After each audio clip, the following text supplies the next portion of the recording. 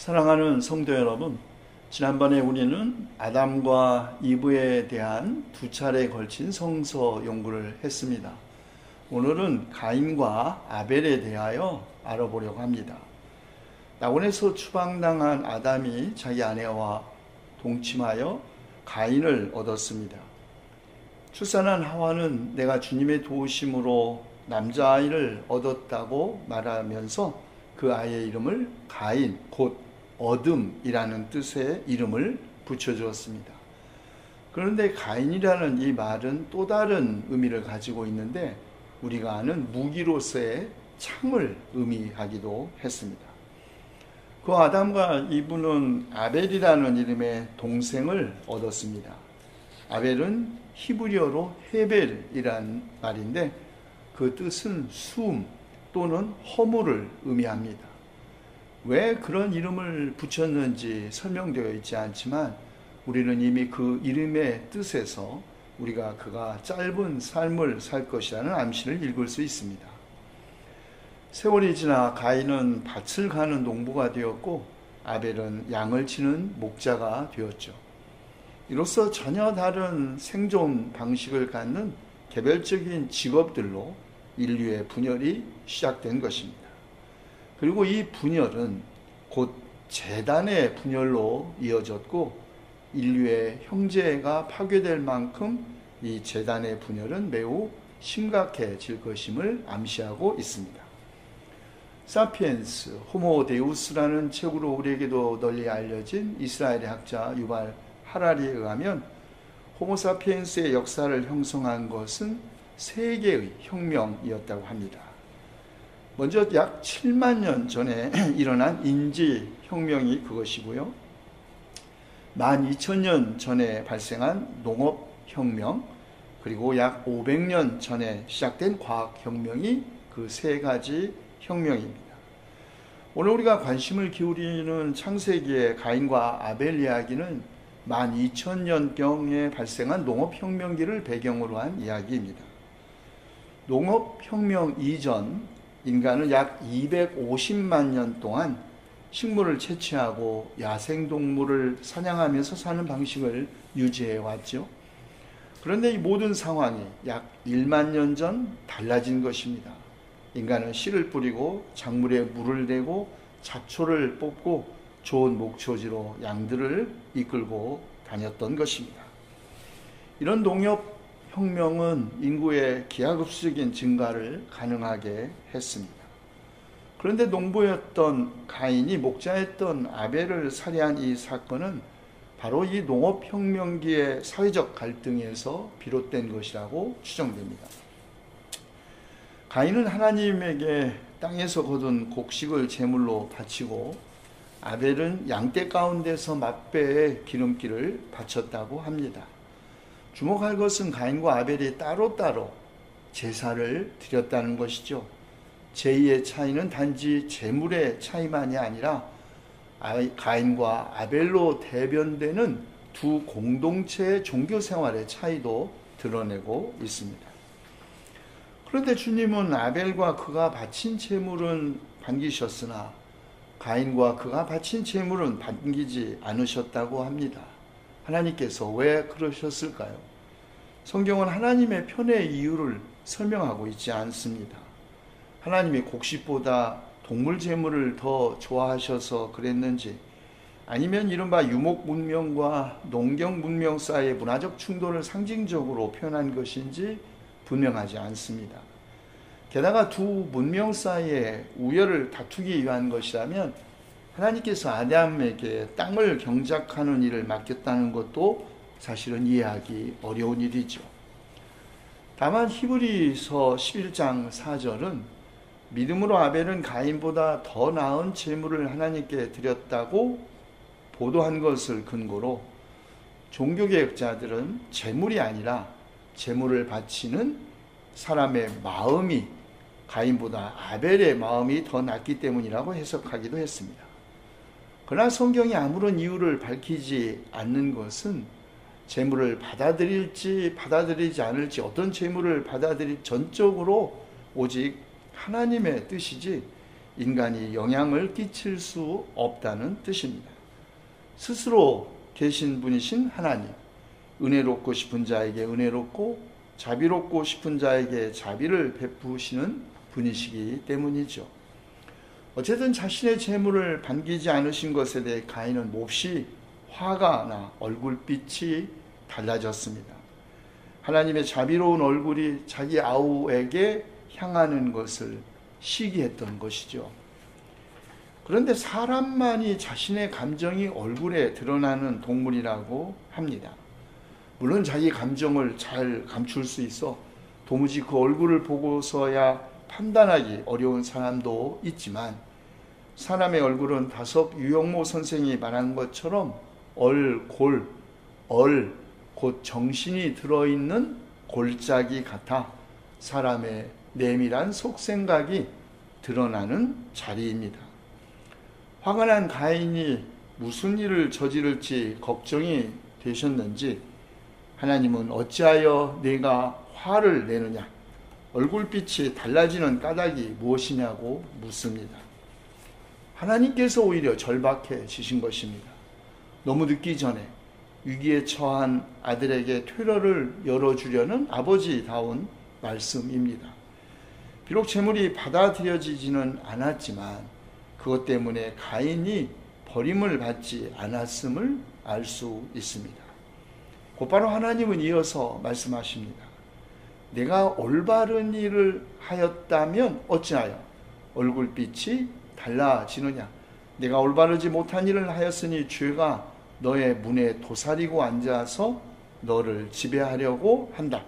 너는 그 죄를 잘 다스려야 한다고 말씀하십니다. 양심에 어긋나지 않게 살아 자신에게나 다른 사람에게 떳떳한 사람, 얼굴빛이 달라지지 않을 것입니다. 하나님께서 가인이 올바르지 못한 일을 했다고 말씀하신 것으로 미루어보아 그가 했다는 올바르지 못한 일이 무엇인지 성경은 설명하고 있지 않지만 그것이 하나님께서 가인의 재물을 반기지 않으신 이유였다고 생각할 수 있습니다. 그 가인은 그의 동생 아벨을 들로 꿰어내 그를 쳐 죽였습니다. 그러자 하나님이 가인에게 묻습니다. 너의 아우 아벨이 어디에 있느냐? 아담과 이브가 하나님의 낯을 피하여서 동산나무 사이에 숨었을 때에도 하나님은 아담을 부르시면서 내가 어디에 있느냐 물으셨습니다. 하나님이 아벨이 죽은 것을 몰라서 물으신 것일까요? 아닙니다. 하나님은 아벨의 위치를 물은 것이 아니라 가인의 마음과 그의 행동을 물은 것이죠. 내가 어디에 있느냐? 이 질문은 위치에 대한 질문이 아니라 상태에 대한 질문입니다. 내 동생이 어디 있느냐? 이 질문은 동생에 대한 곧 타자에 대한 가인의 책임을 묻는 질문입니다. 내가 어디에 있느냐는 질문에 아담은 몸이 벗은 것이 두려워 숨었다고 대답했습니다. 그런데 가인은 당돌하게 되묻습니다. 모릅니다. 내가 아우를 지키는 사람입니까? 형으로서 동생을 지키는 것은 가부장적 사회에서만이 아니라 인간 사회에서 지극히 당연한 일이죠. 그런데 내가 아우를 지키는 사람입니까? 라는 질문은 동생에 대한 책임을 타자 혹은 하나님에게 전가하는 태도입니다. 하나님이 말씀하십니다. 내가 무슨 일을 저질렀느냐? 너희 아우의 피가 땅에서 나에게 울부짖는다. 죽은 자는 말이 없습니다. 그러나 죽은 자의 피, 곧 생명은 여전히 살아서 울부짖고 있다는 것이죠. 인류 역사상 최초의 형제 살인이 일어난 것입니다. 아우를 죽인 형 가인에게 하나님은 다음과 같은 형벌을 내리십니다. 이제 내가 땅에서 저주를 받을 것이다. 땅이 그 입을 벌려서 너의 아우의 피를 너의 손에서 받아 마셨다. 네가 밭을 갈아도 땅이 이제는 너에게 효력을 더 나타내지 않을 것이다. 너는 이 땅 위에서 쉬지도 못하고 떠돌아다니게 될 것이다. 농사를 생업으로 삼은 가인에게 가혹한 형벌이 아닐 수 없습니다. 그러나 더 가혹한 것은 가인이 이 땅 위에서 쉬지도 못하고 떠돌아다니게 되는 것입니다. 고대 사회에서 공동체로부터 보호를 받지 못하고 떠돌아다닌다는 것은 곧 죽음을 의미했습니다. 두려움과 불안에 사로잡힌 가인, 이 형벌 제가 짊어지기에 너무 무겁습니다. 오늘 이 땅에서 저를 쫓아내시니 떠돌아다니게 될 것입니다. 그렇게 되면 저를 만나는 사람마다 저를 죽이려고 하지 않겠습니까? 그러자 주님께서 말씀하십니다. 그렇지 않다. 가인을 죽이는 자는 7갑절로 벌을 받을 것이다 말씀하시며 가인에게 표를 찍어주셔서 그 어느 누가 그를 만나도 그를 죽이지 못하게 하셨던 것이죠. 그 후 가인은 주님 앞을 떠나서 에덴의 동쪽 노 땅에서 살았다고 합니다. 에덴의 동쪽 그 어디에 노시라는 지역이 있었는지 알려져 있지 않습니다.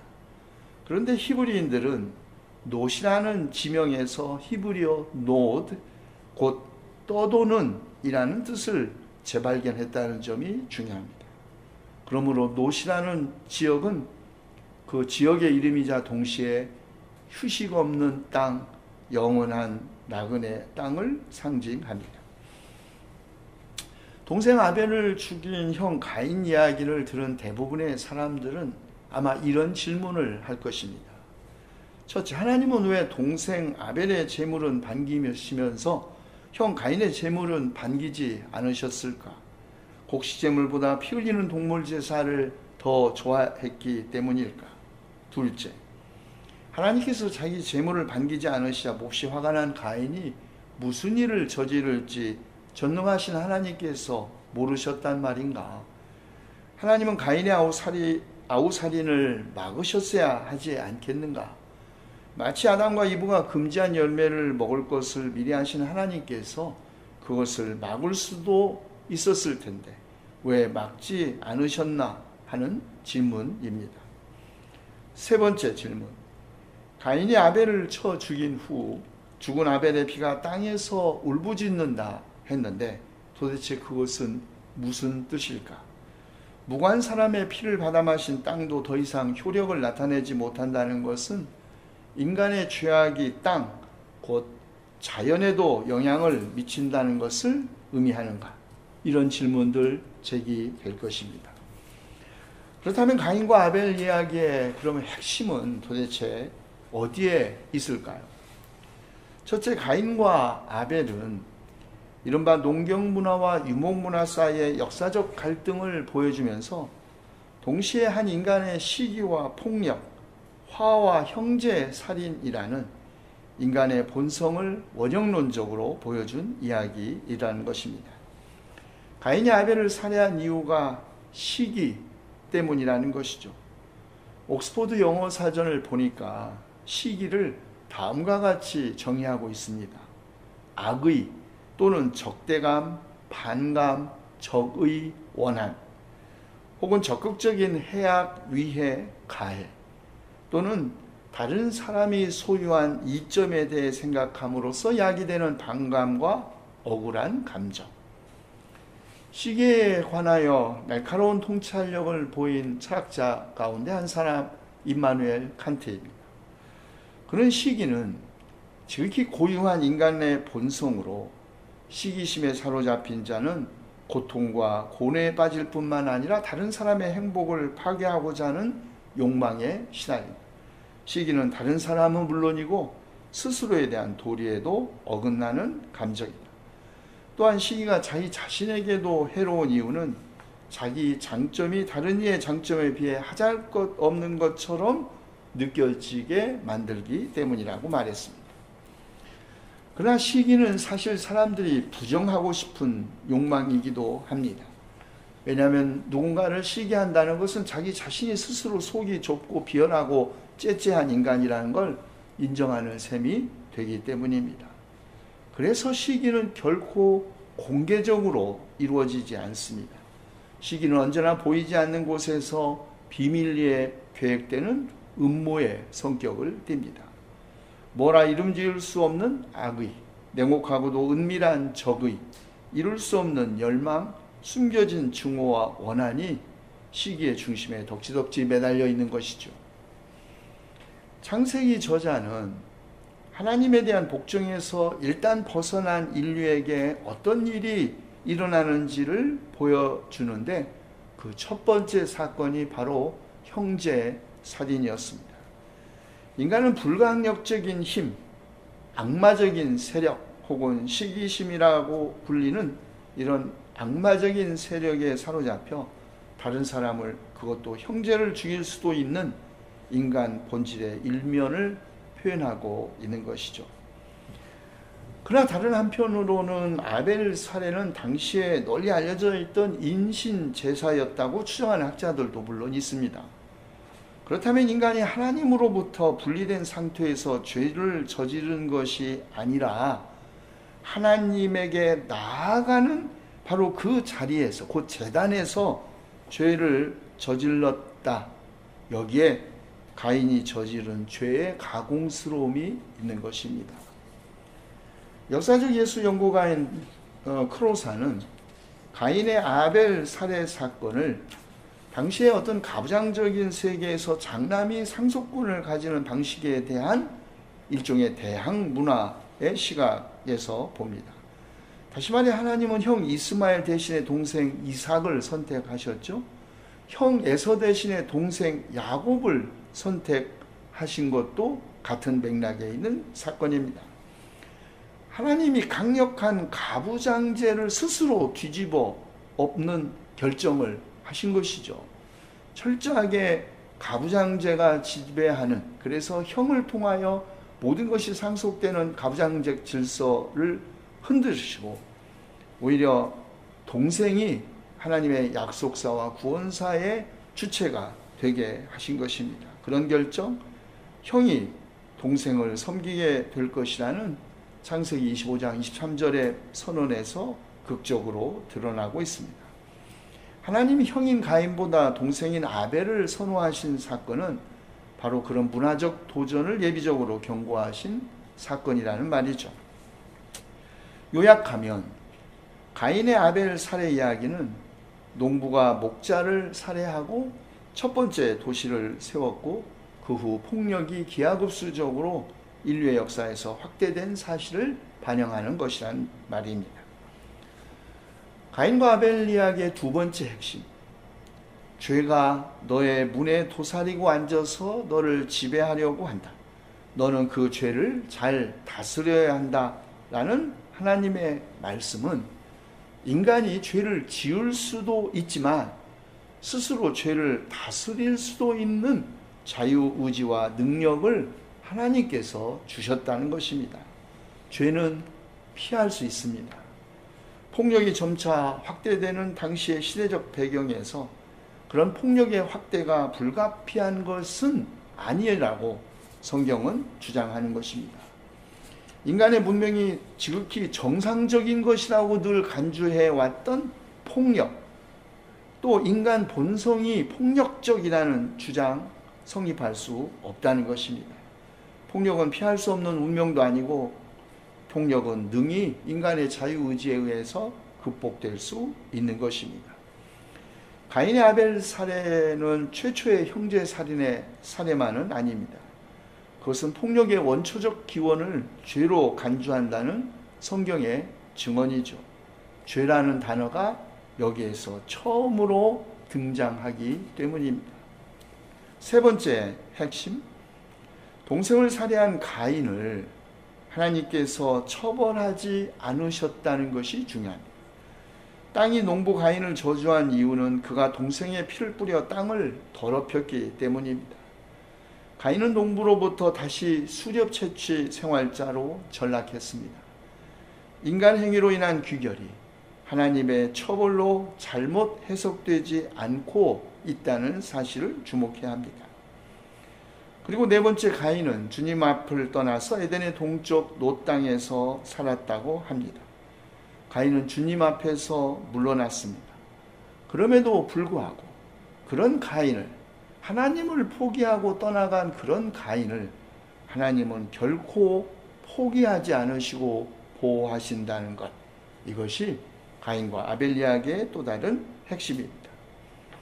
불순종하여 낙원으로부터 추방당하는 아담과 이브, 더 이상 보호받을 수 없게 된 것을 두려워하는 그들에게 가죽옷을 입혀주신 것처럼 유랑하는 신세가 된 두려움에 사로잡힌 가인에게 하나님은 표를 찍어주셔서 누구도 그를 죽이지 못하게 하셨습니다. 이 표가 무엇인지 정확하지 않습니다만 아마도 문신이 아니었을까 추정합니다. 이 표는 동생을 살인한 죄인인 가인도 하나님에 의해 보호되는 그 신비로운 하나님의 사랑의 관계를 지시해 줍니다. 그렇습니다. 가인과 아벨 이야기의 핵심은 억울하게 죽은 사람들의 피의 외침, 생명의 외침은 하나님께서 들으신다는 것, 억울한 희생은 자연히 보복한다는 것, 하나님은 심지어 살인한 사람까지도 보호하시면서 그에게 새로운 출발의 기회를 주신다는 것, 바로 여기에 가인과 아벨 이야기의 핵심이 있습니다. 기도합시다. 창조주이시며 생명이신 주님, 코로나19 바이러스가 퍼지기 시작한 지 벌써 50일이 넘었습니다. 이제는 세계적 재앙이 된 이 감염병 사태로부터 인류를 구원하여 주시옵소서. 불신과 혐오와 배제가 아니라 신뢰와 배려와 사랑으로 우리의 힘과 지혜를 모아 함께 이 난국을 타개할 수 있도록 인도하여 주시옵소서. 우리 주 예수 그리스도의 이름으로 기도하옵나이다. 아멘.